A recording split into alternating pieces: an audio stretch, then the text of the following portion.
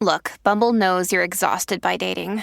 All the must not take yourself too seriously and 6'1" since that matters. And what do I even say other than hey? Well, that's why they're introducing an all-new Bumble with exciting features to make compatibility easier, starting the chat better, and dating safer. They've changed, so you don't have to. Download the new Bumble now. This episode is brought to you by Reese's Peanut Butter Cups. In breaking news, leading scientists worldwide are conducting experiments to determine if Reese's Peanut Butter Cups are the perfect combination of peanut butter and chocolate. However, it appears the study was inconclusive, as the scientists couldn't help but eat all the Reese's. Because when you want something sweet, you can't do better than Reese's. Find Reese's now at a store near you.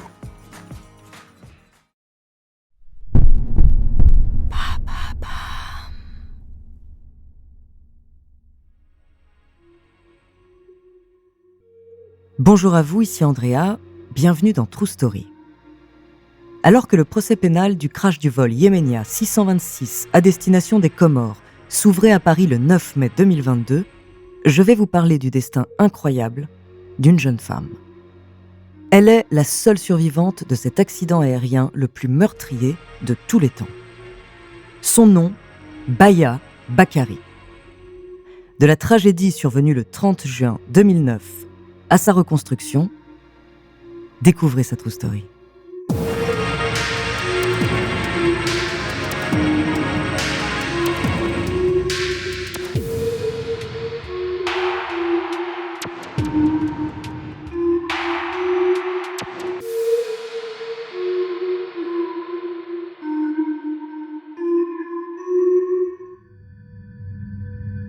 Au moment du drame, la petite Baya a 12 ans.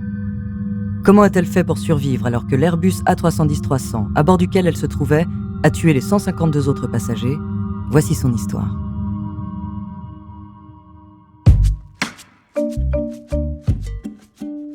Baya Bakari est née le 15 août 1996 à Évry, en Essonne, près de Paris. Elle est l'aînée de 4 enfants nés de Kassim Bakari et de son épouse Aziza Aboudou, tous deux originaires de la ville comorienne de Niumadzak, Bambao. Ce sont les vacances d'été. Aziza Aboudou, sa maman, décide de l'emmener aux Comores pour les vacances. C'est une heureuse nouvelle qui les amène à quitter l'école un peu avant la fin de l'année scolaire. Elles sont invitées à un mariage et c'est l'occasion pour Baya de rencontrer sa famille comorienne qu'elle ne connaît pas. C'est la première fois qu'elle prend l'avion. L'excitation est grande pour la petite et pour sa mère. Pour faire des économies, elles ont choisi un vol avec escale à Marseille. Il est à destination de Sanaa, au Yémen. Quand les deux femmes, un peu fourbues par le voyage, embarquent sur le vol 626, il ne reste plus qu'une petite partie du trajet à effectuer. L'arrivée est proche. Le commandant de bord entame sa descente en direction de sa destination finale, l'aéroport international Moroni Prince Saïd Ibrahim. Mais un moment de flottement un peu inquiétant s'installe dans la cabine de pilotage. Les conditions climatiques sont difficiles et le pilote ne parvient pas à stabiliser l'appareil. Les échanges entre les membres de l'équipage deviennent confus. L'engin continue sa descente houleuse. Le pilote perd soudain le contrôle de l'avion, qui plonge irrémédiablement dans l'océan Indien, à environ 15 km de la côte nord de la Grande Comore. Il est 1h50 heure locale. L'heure d'atterrissage était prévue à 2h30. Baya est alors éjectée de l'avion. C'est le trou noir. En quelques minutes, elle se retrouve au beau milieu de l'océan, flottant au milieu des débris. Seule la lune éclaire les profondeurs de la mer. La petite s'accroche aux débris, cherche sa mère des yeux, paniquée. Une forte odeur de kérosène se dégage. Le froid la tenaille. La nuit l'angoisse. Mais le pire, ce sont les cris et les pleurs de personnes autour, appelant à l'aide. Puis, le silence.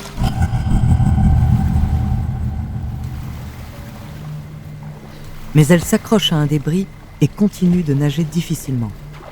Au bout d'un moment, à bout de force, elle commence à s'assoupir et à divaguer. Elle n'entend plus aucun bruit autour d'elle, et dans un demi-sommeil quasiment inconsciente, elle s'imagine que tous les autres passagers sont bien arrivés à destination et que sa mère doit s'inquiéter. Elle racontera plus tard que c'est sans doute cette pensée qui l'a maintenue en vie.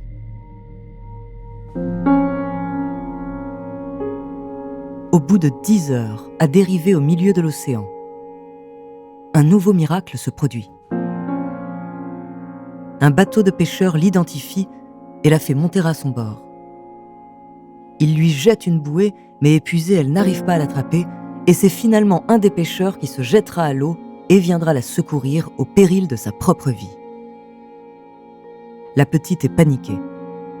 Les autorités françaises décident de tout faire pour sauver la petite et affrètent un avion privé du gouvernement Falcon 900 pour la faire hospitaliser à Paris.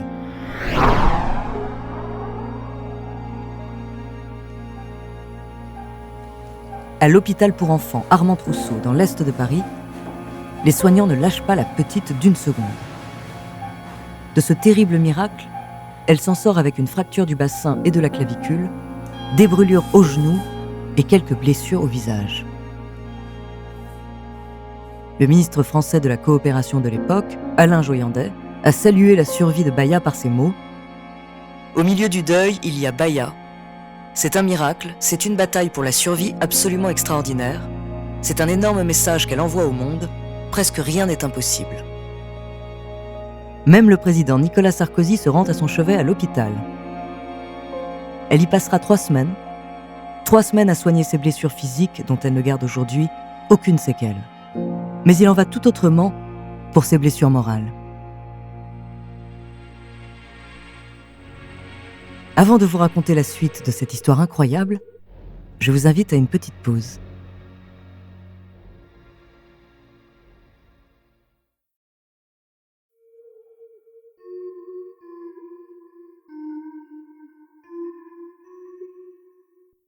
Pendant ce temps, aux Comores, le président Ahmed Abdallah Mohamed Sambi déclare un mois de deuil national dans le pays.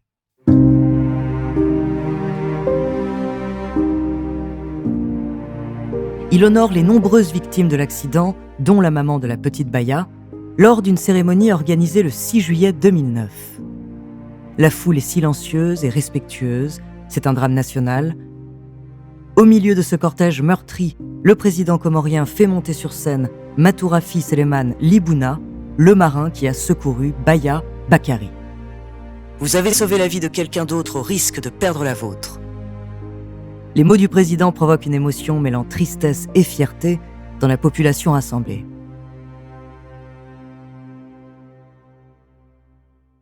Après les larmes de douleur vient le temps des explications. C'est 4 ans plus tard qu'une association de familles des victimes décide de mettre en examen, en 2013, la compagnie aérienne Yemenia. Elle est poursuivie pour homicide et blessures involontaires, notamment pour avoir maintenu les vols de nuit depuis Moroni en dépit des dysfonctionnements des feux de l'aéroport et pour ne pas avoir dispensé à ses pilotes une formation suffisante. Le procès pénal s'ouvre à Paris en mai 2022. Pour leur permettre de suivre les 4 semaines d'audience, des salles de retransmission sont aménagées au tribunal de Marseille. Certaines familles de victimes attendent encore que le dossier des indemnisations soit bouclé. 535 ayants droit des victimes ont touché leurs indemnisations, mais pour 280 autres, la procédure est toujours en cours.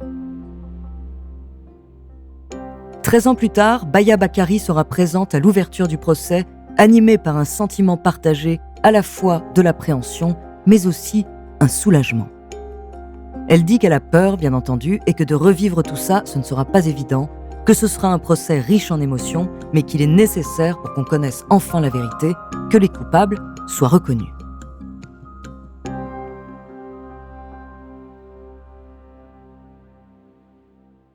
Aujourd'hui, cette belle et jeune femme solaire de 25 ans est la preuve d'une grande résilience et raconte le drame avec la distance que lui ont permis toutes ces années. Elle dit ne pas avoir voulu être suivie par un psychologue, mais elle a été très entourée, notamment par son père, Kassim, et ses frères et sœurs.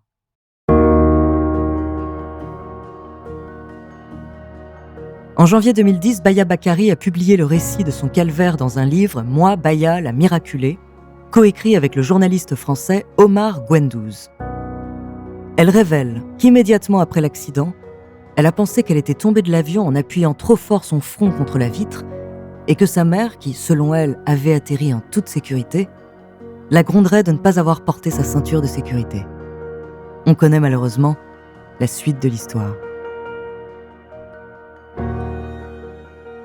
Steven Spielberg aurait voulu raconter l'histoire de Baya dans un film basé sur son livre, mais elle a refusé, craignant que ce ne soit trop terrifiant. Aujourd'hui, Baya est diplômée d'un master en immobilier. Elle pense toujours à sa mère, qui lui manque, mais elle n'a pas peur de reprendre l'avion. Cet accident l'aura rendue plus forte et plus courageuse.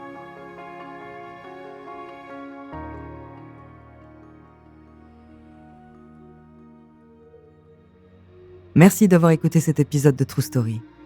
La semaine prochaine, je vous parlerai d'une mystérieuse histoire de vampire. En attendant, n'hésitez pas à nous faire part d'histoires que vous aimeriez entendre sur votre plateforme d'écoute préférée ou alors via la page Instagram ou Twitter de Bababam. Nous nous ferons un plaisir de les découvrir.